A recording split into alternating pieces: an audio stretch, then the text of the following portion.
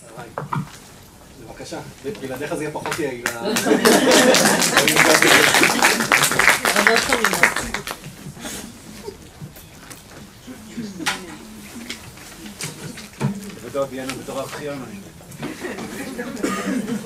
היום, עוד שבוע, עוד חודש, בן 70.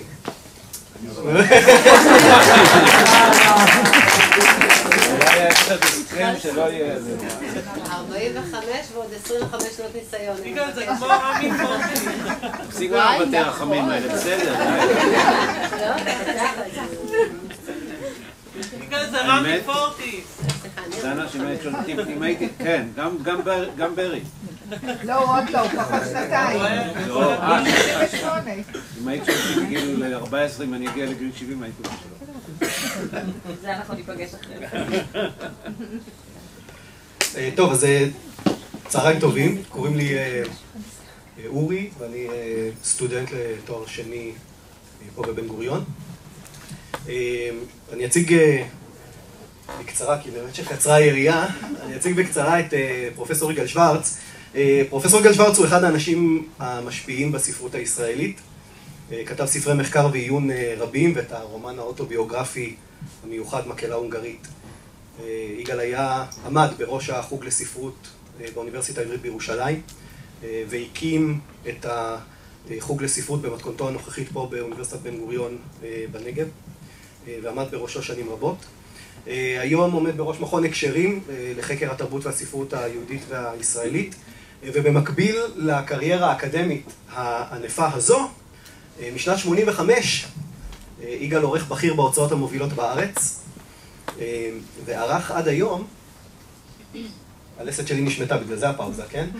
כ-350 ספרים, ביניהם את של, אגב לדעתי באמת חסר תקדים בספרות הישראלית, אני לא חושב שיש עוד עורך שם כל כך הרבה. כן, בארצות הברית, גוטליב... אחד לא ערך יותר ספרות עברית ממני אי פעם. ביניהם... זה לא חוכמה, כי פעם היה פחות. זה גם הרבה שנים, יגאל. ביניהם את של יואל הופמן, עמוס עוז, אהרון אפלפלד, רות אלמוג, סמי מיכאל, צרויה שלו, יונתן גפן ועוד רבים ורבות טובים וטובות. שמעון נדף. שמעון נדף כמובן, אושרת. הסיבה שביקשתי יגאל לקיים איתך היום את השיחה הזו במסגרת הכנס שהוא בנושא ארכיון, היא שהעורך הוא מי שקורא קריאה ראשונה של היצירות. ואז במסגרת עבודת העריכה, חלקים שלמים נחתכים החוצה. דמויות, עלילות, מפנים, אין ספור מילים. לפעמים גם הסופר נחתך. לפעמים גם הסופר נחתך. וברבות הימים, החלקים הללו שנשארו על רצפת חדר העריכה, מוצאים את דרכם אל מדפי הארכיון, אל הקלסרים הסגורים ולפעמים המתפוררים אצל אילן, ולא רואים אור. למעשה יש אוצר עצום של הספרות הישראלית, שאף אחד פה לא ראה, אבל לא מעט ממנו אתה ראית. ואף אחד כנראה גם לעולם לא יראה. אז א', רציתי לדבר איתך בזמן הקצר שלצערי יש לנו, על האוצר העצום הזה, ובעיקר על מלאכת העריכה, על מערכת היחסים הזו המורכבת שבין עורך לסופר. אבל אני רוצה להתחיל, לפני שאנחנו צוללים, להתחיל, לא תאמינו איפה, בהתחלה. כיצד נעשה אדם עורך ספרותי? טוב, אני צריך מיקרופון? כן, כן. אני שומע אותך בסדר. אתם קשים. קודם כל יש פה גם אצל אילן הרבה דברים מארכיון, וחוץ מזה יש גם, אני לא חושב שאתם יודעים, אבל ליד, אני לא בטוח שאני רוצה לגלות לכם, אבל ליד סיגל, יש חדר שכתוב עליו יגאל שוורץ, לא יודע אם אתם שימו לב, ושם זה הארכיון שלי, שיש שם בערך 2,000 כתבי יד, או נוסחים של כתבי יד של סופרים שעבדתי איתם, בערך 2,000. ועכשיו האוניברסיטה החליטה לשמר את זה ולבנות את זה, ואני לא יודע, כל מיני דברים כאלה. זה הסיפור שלהם. אני הייתי, אני חושב שבין 27 או 8, שהיה לי חלום יום אחד להיות עורך. אני בכלל נשבע לכם. רוב הדברים שלי שקוראים לי זה מזל, לא כישרון, זה לא סתם. ושבועיים אחרי זה צלצל לאליאב כהן שהיה מנכ"ל כתר, והזמין אותי, הציע לי להיות עורך הסיפורת העברית של כתר. ממש ככה. איך זה קרה? הוא שאל כמה אנשים, אחד את גרשון שקד, השני את מנחם ברינקל, והשלישי שמצטער עד היום מנחם פרי. ושם זה התחיל. זה התחיל, אני יכול להגיד משהו שמאוד אופייני לי, אני חושב שאני צריך, אצלי בין כל נקודה עובר קו ישר אחד, ובכל שתי נקודות עוברים 70 קווים. זאת אומרת, אני צריך שיהיו לי 4 פרטים כדי שתהיה לי תזה, וצריך לעבוד עם 3 סופרים כדי שאני אחליט כבר מה אני רוצה לעשות, מה המגמה. ולפעמים זה נורא מצחיק, כי באמת התחלתי לעבוד עם סופרים ירושלמים, כי זה היה בירושלים כתר, עדיין, לא, כן. ואז התחלתי לעבוד עם אפלפלד, וחנה בת שחר, ודן סרי, ודוד שיט. כן, אבל הוא לא ירושלמי. ואז אמרתי, וואלה, נעשה סופרים ירושלמים, והחלטתי, יש אסכולה כזאת, וזה בדיוק העניין, זה אחרי 2 מטר, אני יודע, כבר יש אסכולה, ירושלמית. כן, בטח. ואני לא בטוח שזה לא נכון לגמרי לגבי האנשים האלה, היה משהו איזה, אבל אז זה התחיל להשתבש כי אנשים במקומות אחרים, אבל הצלחנו עדיין צוריה ואני, שעבדתי איתה מאוד בהתחלה, צוריה שלם, לעשות את הבית בשם 02, שלפי השם אתם מבינים שהוא קורן לאזור חיוג מסוים. אתה יודע, בראיון שנתת לפני כמה שנים, נשאלת על אם יש ניצנים כבר בילדות לעבודת העריכה הספרותית. אתה זוכר מה ענית? לא. אמרת שאם יש ניצנים, אם בכל זאת לחפש משהו בילדות, הרי שזה בכך שהיו קונים בבית כל ספר שאפשר היה להניח עליו את היד, ובמיוחד כל אנציקלופדיה. אז לחברים היה בבית אנציקלופדיה אחת ולך היו 4. ושאתה באופן אוטומטי, כל פעם שהיה מגיע ספר חדש או אנציקלופדיה חדשה, היית מתחלה, והפלא ופלא מבריא ברגע שסיימת לקרוא את האנציקלופדיה, ואז חוזר לבית הספר. לא חולה, הייתי מקבל 39 חום, לא חולה. אז כן. ואני, כשדיברנו בטלפון... אבל למה זה קשור לעורך? זה קשור למחלה של קריאת ספרים. בדיוק, זה מה שרציתי לומר לך. שזה בעיניי, זו התשובה שנתת. וזה בעיניי באמת ניצנים בילדות לאהבת המילה ולאהבת הספר. אבל אם לחפש אינדיקציה בילדות להיותך עורך ספרים ללידה, אז זה מה שכתבת במקהלה הונגרית, ואחר כך גם בברז אצל חגי ליניק. קראת יותר מדי דברים שלי. וזה האהבה שלך לברזים, לצינורות השקייה, לטפטפות. אני אסביר למה. כי אני חושב כשאתה כילד משחק עם עוצמת המים שיוצאת מהברז, זה מה ששנים אחר כך אתה עושה כעורך. בעצם עם היד על הברז, ומחליט אם זורמים המים ובאיזו עוצמה. וזה בעיניי מתחבר לעבודת העורך. אבל אני הייתי רוצה שתספר לי אתה, מהו תפקיד העורך בעיניך, מבחינתך? מה עושה עורך? טוב, עורך קודם כל, אני באמת חוזר כל פעם למילה הזאת, כי אני חושב שהשליטה שלנו בחיים שלנו היא מאוד מוגבלת וצריך להיוולד בזמן הנכון. אני חושב שלי הייתה הזכות ולחלק מחבריי שיושבים פה, להיוולד בתקופה שספרות היה עדיין עניין חשוב. וזה לא דבר של מה בכך, זה נכון לגבי כל מקצוע אחר.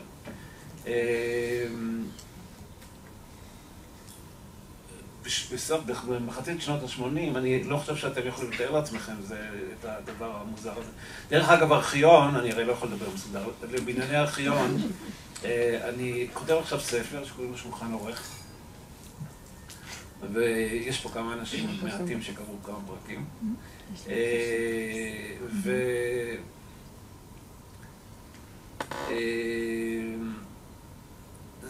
התחלתי, חשבתי על השם הזה שולחן עורך לפני כמה שנים, ואז במקרה פתחתי את חלק מזה, מצאתי איזה מחברת בחדר הארכיונים שלי, ואני פותח וכתוב 1/1/1991, שולחן עורך. והרעיון, עכשיו זה בדיוק העניין, זה הבעיה איתי. אבל בגלל זה אני כנראה גם עושה הרבה דברים, כי אחרי שערכתי בערך 5 ספרים, כבר חשבתי על זה שאני כבר צריך לכתוב את הזיכרונות שלי, מהעורך שאני אהיה בעוד 30 שנה, אתה מבין? אז לפעמים זה מקשיב את עצמו, הפטנט הזה. מה שאלת? מה תפקיד העורך? מה עושה העורך? לא, עכשיו תשמע, זה כבר יש לי תשובה מנומקת, שאני כבר יודע אותה, לא צריך לחשוב. נמק אותנו. תראה, עורך זה 3 דברים. יש עורך שעובד עם ספר, למרבה הצער, כמו שאלמה יודעת, יש הפרטה מוחלטת של המערכת, והיום רוב העורכים הם פרילנסרים שמקבלים ספר ליד, או כתב שיד, סליחה, ועורכים אותו. שבעיניי זה בעיה קשה. כמו שתבין, גם ביחס למעגל הבא, זה שסופר שעובד עם סופר. וזה כבר עניין אחר, כי אז יש לו מישהו, נניח, אלמה עבדה הרבה עם יונתן גפן למשל, או כמו שאני עובד, ערכתי 28 ספרים של אפלפלד. 10 ספרים של שמעון עדף, לא יודע מה, כל מיני דברים. ואז אתה גם, קודם כל אתה לא יכול לעבוד עם סופר שאתה לא אוהב אותו, יותר מספר אחד. נדה, אני לא. כי אני חם בזה, כמו שאתה יודע. אז אני יכול לעבוד עם סופר עם ספר אחד, נניח זה יכול להיות מתן חרמוני, אין לי בעיה בשמו. או איריס לאל, או לא יודע מה, ואחרי ספר אחד או 2 זה לא עובד יותר. ואם אתה עובד עם סופר הרבה שנים, אז העניין מתחיל להיות המעגל השלישי, כי אתה עובד לא רק אם אני נזכר ברעיון שלנו, לא רק עם סופר, אלא אתה כבר עובד עם המערכת הספרותית, כי זה שאתה עומד מאחורי אפלפלד, שהוא אופציה שהיא לא עמוס עוז, זה כבר העמדה שיש לך ביחס למערכת, ואז אתה עובד הרבה מאוד בשביל הסופר הזה, משום שיש לך תפיסת עולם. והתפיסת עולם מתחדדת דרך עבודה עם הסופר, אני אסביר את זה עוד שנייה. אני למדתי מעריכה, בוא נגיד, לא פחות, ואני חושב שיותר מה שלמדתי מהעבודה האקדמית. משום ופה יש נקודה שמאוד חשובה לי, גם ביחס למה צריך להיות בלימודי ספרות בכלל. משום שאתה עובד עם סופרים, רוב העבודה האקדמית, אני לא רוצה עכשיו להיכנס להיות ממש נסטי, אבל חלק גדול מהעבודה של המחקר האקדמי, ולא רק פה, בכל מקום בעולם, זה מצב שחוקרים מדברים עם חוקרים על שפת המחקר. לא כל כך מעניין אותם סופרים. יותר מזה, הם לא חושבים בצורה שהסופרים חושבים. זאת אומרת, הם לא חושבים באיך יושב סופר, שהוא מוקף סופרים, כמו בכיתה, של תלמיד שהוא מוקף תלמידים. והוא רוצה פאקינג למצוא את מקומו בעולם. והוא רוצה, אם מישהו, נניח, אחד מהדברים שהכי בולטים שאתה עובד עם סופרים, אתה מבין שהם נורא לא אוהבים את הסופרים שדומים להם. ואתה גם מבין שאם אתה עובד בהוצאת ספרות, אז לא יעבדו שם 2 אנשים שיש להם מעמד קצת דומה. זאת אומרת, אם תסתכל על מפת הכוח במרכאות של הספרות העברית, אתה תראה, לא פלא שעמוס עוז היה בהוצאה אחת, לא פלא שגרוסמן היה בהוצאה אחרת, לא פלא אתה מבין. יותר מזה, באיזשהו שלב הם יעברו ממקום למקום, וגם העורך צריך להבין שהוא לא יעביר אליו מישהו שהוא קצת באיזו חפיפה למישהו אחר. זאת אומרת, אני יכול לתת לכם דוגמה, אני באיזשהו שלב הייתי יכול, סמי ברדוגו רצה לעבור לכנרת, ואני לא כל כך רציתי, לא רק מסיבות, אלא גם בגלל שלמרות שאין שום דמיון לשמעון עדף, יש משהו במיקום שלהם בתוך המערכת, שהוא יוצר איזה סוג מסוים של צרימה או חפיפה, וזה לא היה בריא. בראש חשבתי שזה לא בריא. עכשיו... זה ממש עריכה של המציאות, לא של הספרות. לגמרי. לא, אבל ככה, ערוכים, עזוב אותי, אני חושב שעוד מישהו אחד כזה באמת בתוך המערכת הזאת, מישהו שיותר נוח לדבר, אבל כמו מנחם פרי, יש לו פוליטיקה שלו, תמיד אני אוהב אותה, אבל יש לו פוליטיקה של חשיבה ספרותית שהיא הכרחית. כן. עכשיו, היא הכרחית גם מבחינת מבנה הטעם. לפעמים זה גם מגיע למקומות כאלה שהוא נניח, או אני לוקח, או מישהו אחר לוקח, סופרים שלא מתאימים לו בכלל, רק כדי שזה יהיה איזה, כמו זכוכית וזכוכית. לא, גם כשיהיה כמו שיש נציגים של העדה הזאת בתוך הפוליטיקה של הדברים, עושים דברים כאלה. שגם זו פוליטיקה כשלעצמה, שאפשר להתווכח איתה. לגמרי, ועכשיו לא, אני מביא בכוונה את החומרים הפחות יפים, למרות שיש חומרים מאוד יפים. אז יש אחד שעובד מול ספר, כן. כתב יד, אחד שעובד מול ספר, ואחד שיש לו את האספירציה המפגרת והמגלומנית לשנות את המערכת הספרותית. או לתת לה צבע. עכשיו זה עובד רק אם המערכת הספרותית עובדת איתך כמובן. זאת אומרת, אם אני, שהייתי בן 24-5 ולימדתי בשנה השנייה והשלישית שלי בגימנסיה רחביה, התחלתי לשים לב נעלי התעמלות, החלק התחתון עלה למעלה, ושהייתי בארצות הברית ונכנסתי למטבח וראיתי שהמטבח הוא בתוך חדר האוכל, והבנתי מה זה פוסט-מודרניזם 10 שנים לפני שהבנתי מה זה פוסט-מודרניזם, שקראתי יצירות קראתי אורלי קסטלבלום, זה מאוד מצא חן בעיניי, כי זה התחבר יחד עם הנהייה שלי למשהו שהוא דבר אחר, שהוא דבר חדש, ובמקרה זה התחבר טוב לי במציאות, וזה אני אומר לך, זה גם עניין של מזל. אבל כשאתה עושה את החלוקה הזו לשלוש רגליים, עבודה עם הספר, עבודה עם הסופר, בעצם עורך הוא או זה או זה, או שהוא גם וגם? לא, תשאל את... איפה אתה? תשאל את אלמה, סליחה שאני מביך אותך כל כך הרבה היום. אז אתה יודע מה? לא. תשאל את הילה בלום, שהיא העורכת שלי, אוקיי? ואני העורך שלה. לא מעניין אותה בכלל המערכת הספרותית. יש 3 טיפוסים, זה בכלל לא מעניין אותה. תשאל את נועה מנהיים, כן מעניין אותה. אבל תשאל את אלמה, אני לא בטוח שלגמרי מעניין אותה, גם כן, נניח.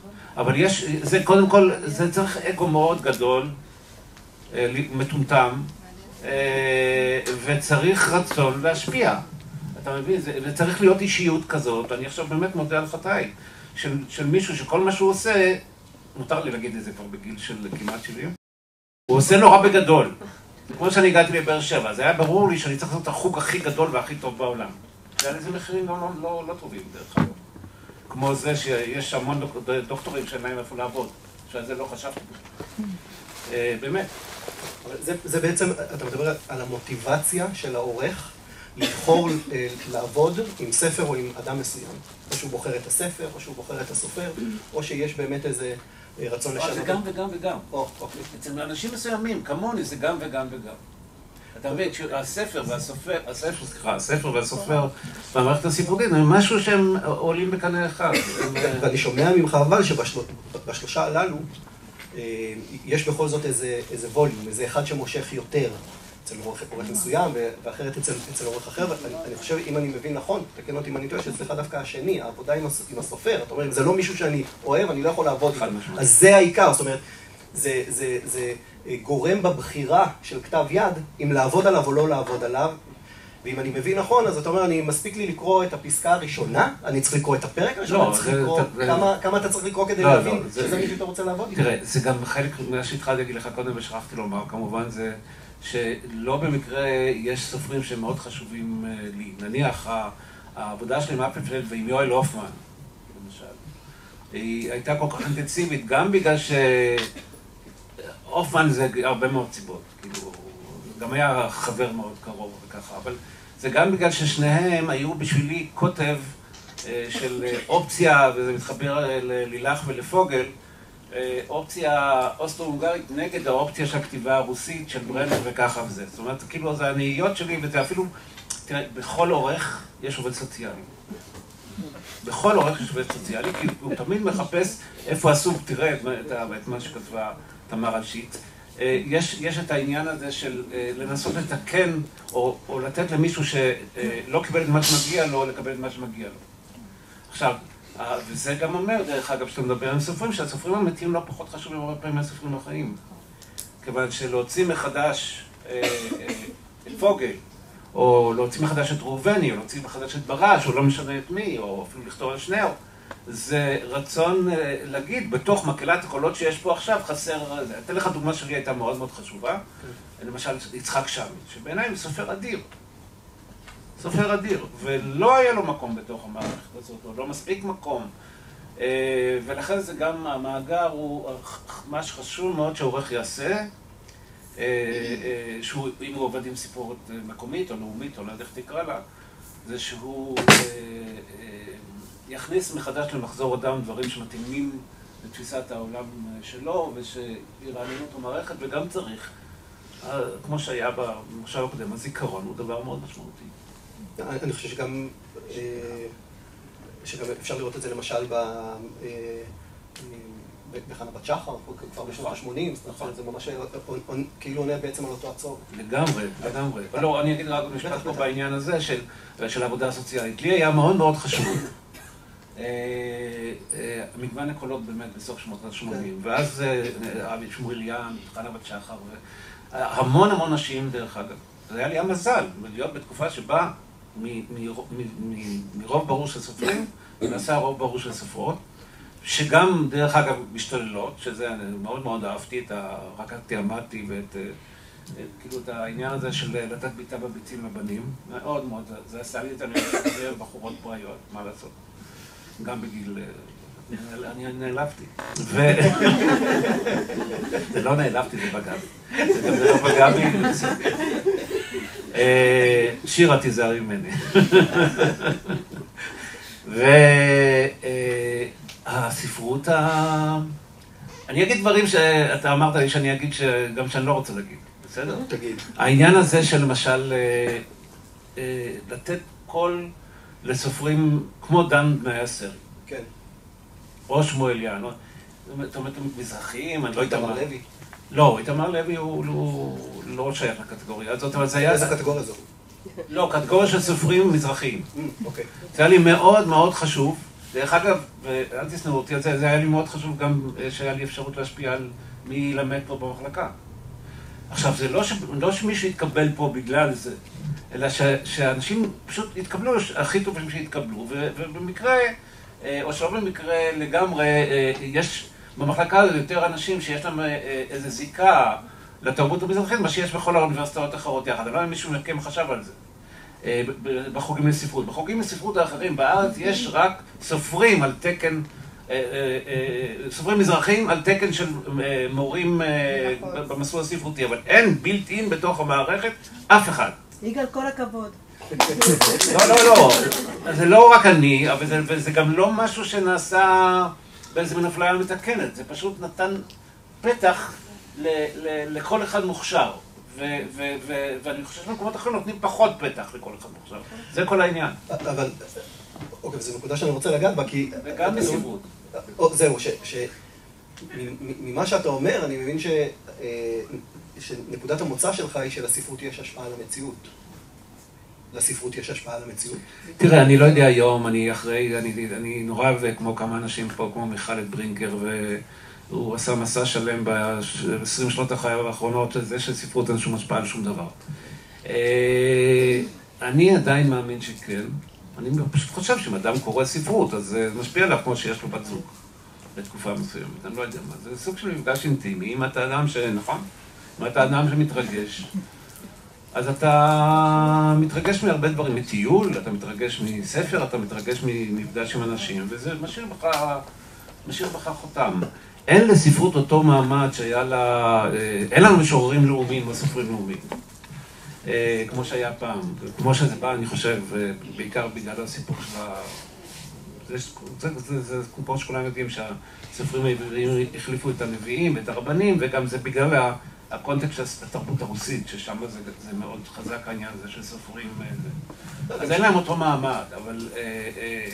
ואני לא חושב שביבי מתייעץ באיזה סופר. למרות שהוא איש מסכים.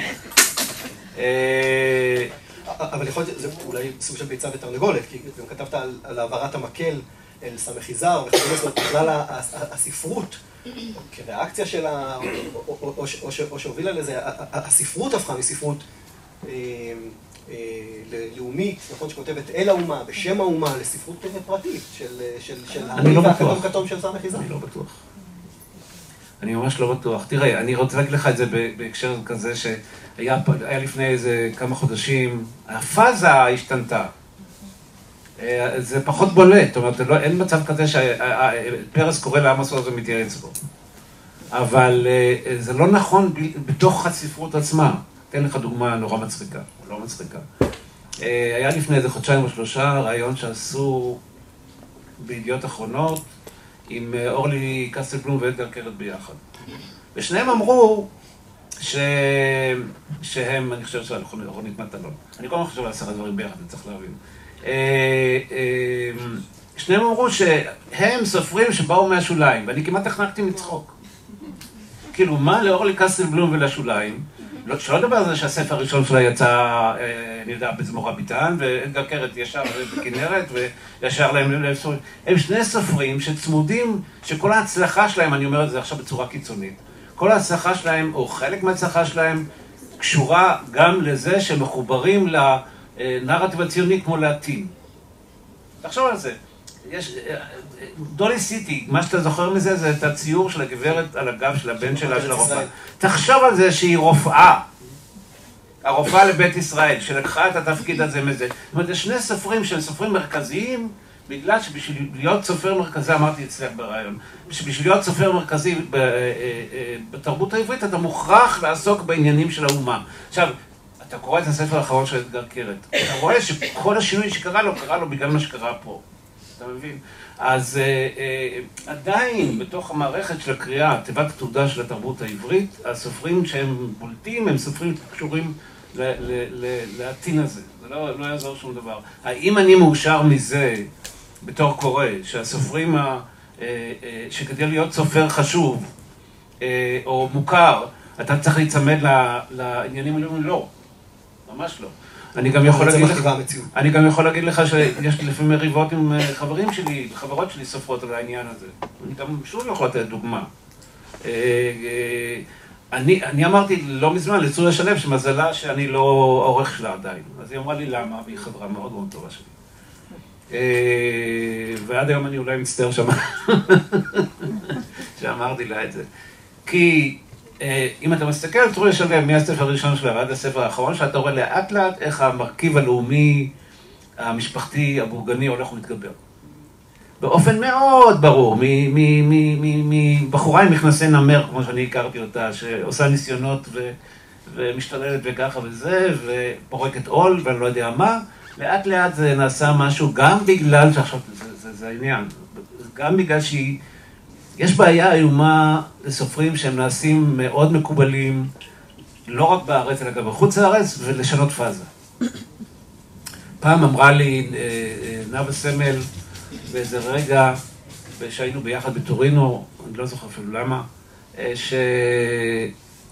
וגם לא היינו בקשרים קרובים, היא אמרה לי, אתה יודע, הבעיה הכי גדולה של שלמה ארצי, זה שהוא מת לשנות משהו כמה אקורדים, הוא מפחד פחד מוות שיאהבו אותו פחות. עכשיו תשמע, זה דבר נורא משמעותי.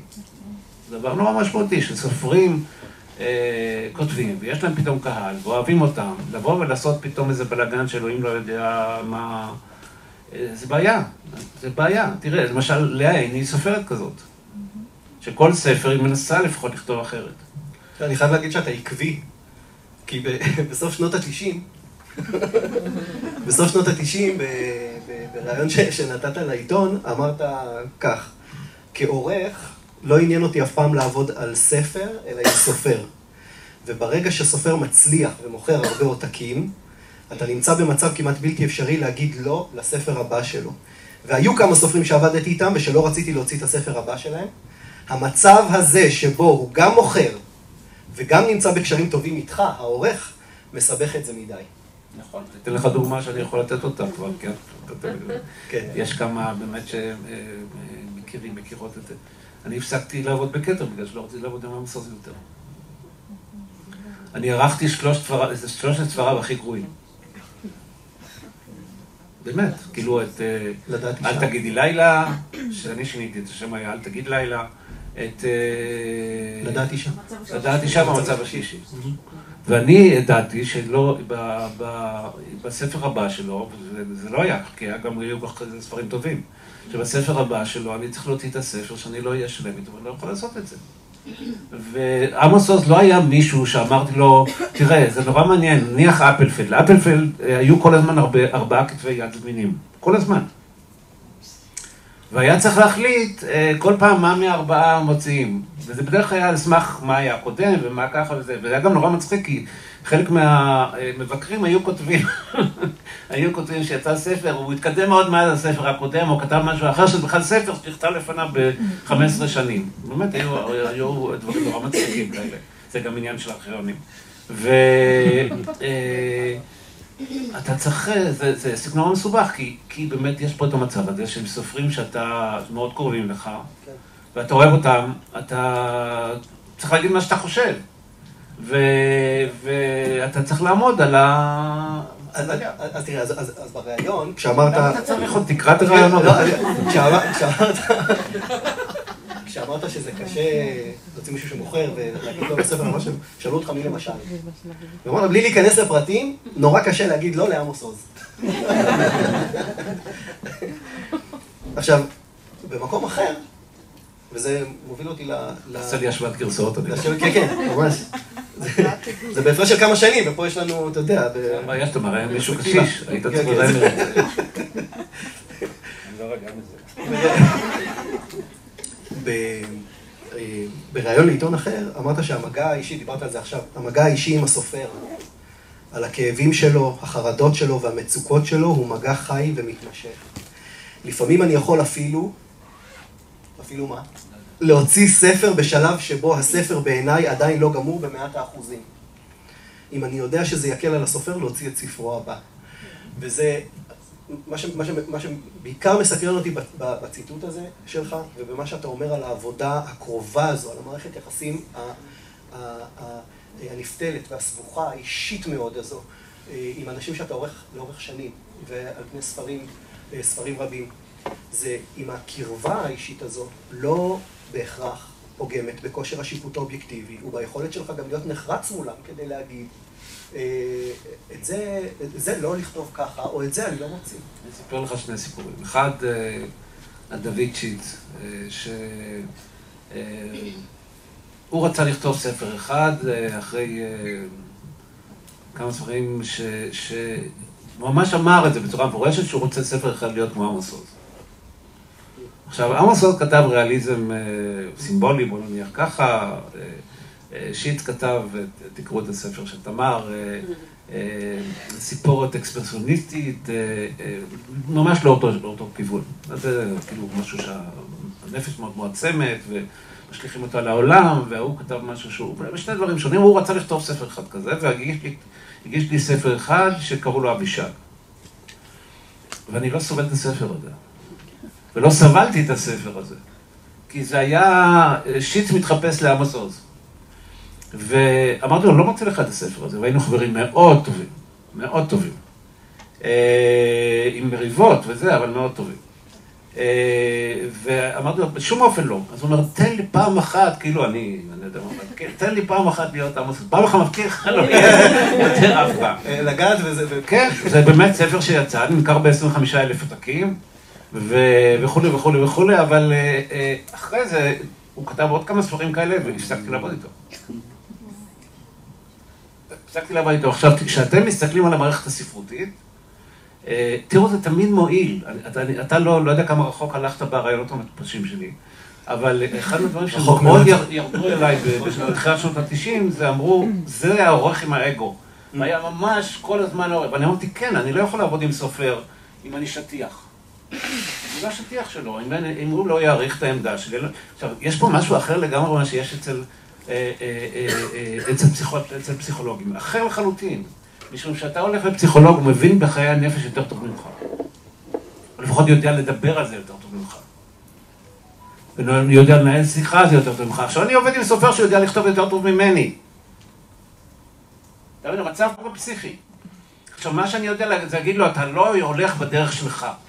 זה מה שאני יכול להגיד לו. אתה צריך כל להיות בין סוכן כפול כזה, גם זה כבר אמרתי, שאתה צריך מצד אחד ללכת איתו על האפיונים האישיים שלו כמה שיותר, ומצד שני לא לאבד את הקהל. לא להיות יותר מדי אידיוסינקרטי. שגם זה אני לא בטוח שאני עומד מאחורי המשפט הכאילו חכם הזה, אבל... העורך כסוכן כפול. כן, כולם סוכנים כפולים, גם הסופרים סוכנים כפולים, כולם סוכנים כפולים. העניין הוא שאתה באמת, אם אתה לא הולך עם האמת שלך, בכל מקצוע, בכלל לא קשור. ואתה לא עומד על דעתך, אז אתה... תראה, ולפעמים גם עושה טעויות. אני לא יודע כמה אתם מכירים, אבל יש סופר בשם יצחק בר יוסף, אני עבדתי עם כל המשפחה הזאת, שיהיו בריאים. עם האבא, עם האחות, עם שני האחים. מה? עם הכלה. יכולים להבין גם אני... ויצחק בר יוסף, אני הוצאתי את ספרו הראשון והשני, והספר השלישי שלו, שהיה מין ריאליזם פיוטי כזה של מחוז כפר סבא, יש כזה נוסח. לאזור השרון, אני לא צוחק. יכול לצחוק, אבל יש דבר כזה. ראובן מירן, ישעיהו קורן, זה קצת קרוב לפתח תקוואים, כמו רות אלמוג, וזה גם כן, שאתה בונה לך את הממלכה, עלק אתה גם מנסה לחזק כל מיני אזורים כאלה. ואז הוא בא עם ספר אחר, שהוא מין פיקרסקות כאלה, אני לא יודע מה שממש לא אהבתי. אמרתי לו, איציק, זה לא הנוסח שלך, זה לא טוב. אמר לי, אני רוצה להוציא את זה. אמרתי, שלום. תוציא אבל במקום אחר. הוא יוציא במקום אחר, ואחרי זה הוא כתב סיפור שנקרא מזכרת אהבה, שאני מאוד אהבתי, אני הייתי עוד מוציא אותו בשמחה, אבל איבדתי אותו. כן. אתה מבין? אבל אז יש גם מצבים כאלה שאתה יכול לעשות, הייתי יכול להגיד לו, בסדר, תעשה אחד כזה ואחרי זה תחזור, אתה מבין, או משהו כזה, אבל הוא לא היה מספיק חשוב לי כזה. אז אתה מדבר על ספרים שבחרת לא לערוך, לא לעבוד עם הסופר, ולא... יש ספרים שכן ערכת, כן הוצאת, ושאתה בדיעבד מתחרט על זה שאפשר אותו? למה אתה שואל את השאלה הזאת? כי יש לי ציטוט מראיון. לא, סתם. אין לי, אולי יש לי. עכשיו. בעיקר הפוך. תראה, יש למשל, אני נורא הייתי רוצה לעבוד עם... יש סופרים שסירבתי לעבוד איתם. סירבתי לעבוד עם דוד גרוסמן.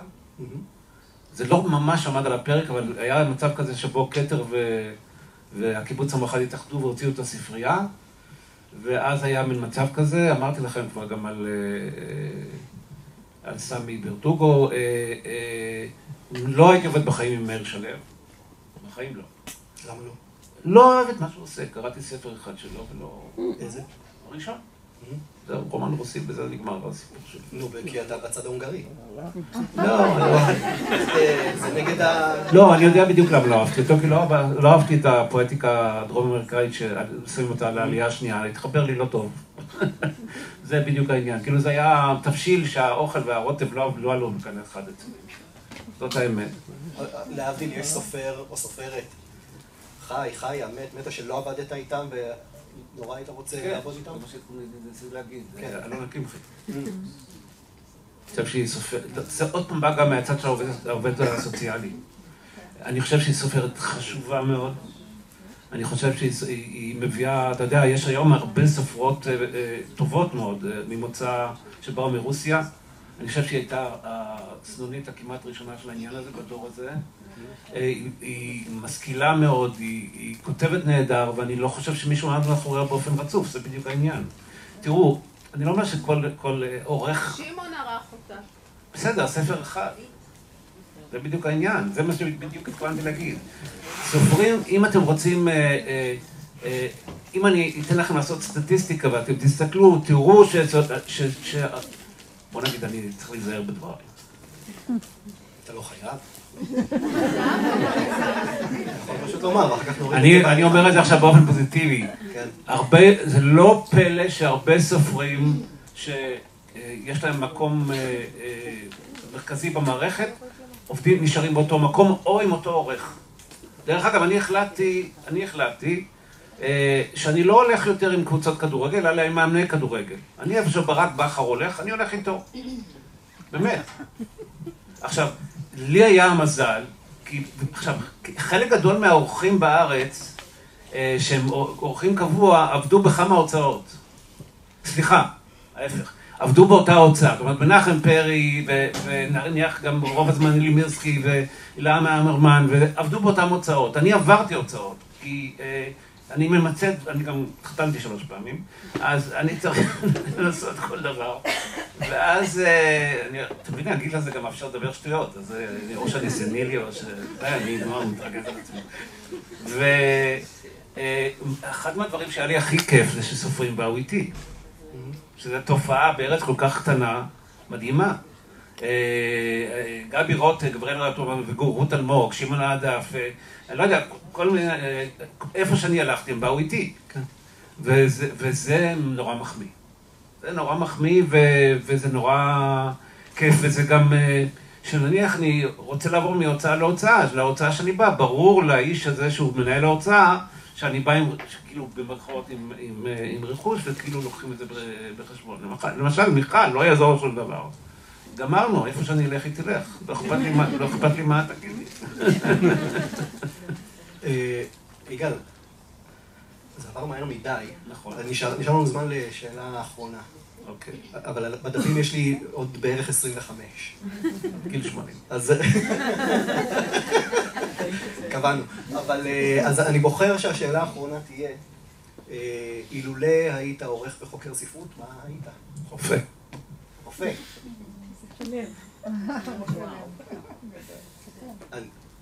יש לי מה לומר, אני חושב שזה צריך לסיים. לא? איזה התמחות. זהו, אני אתלך מהר מדי, יש לך זמן לעוד שאלה.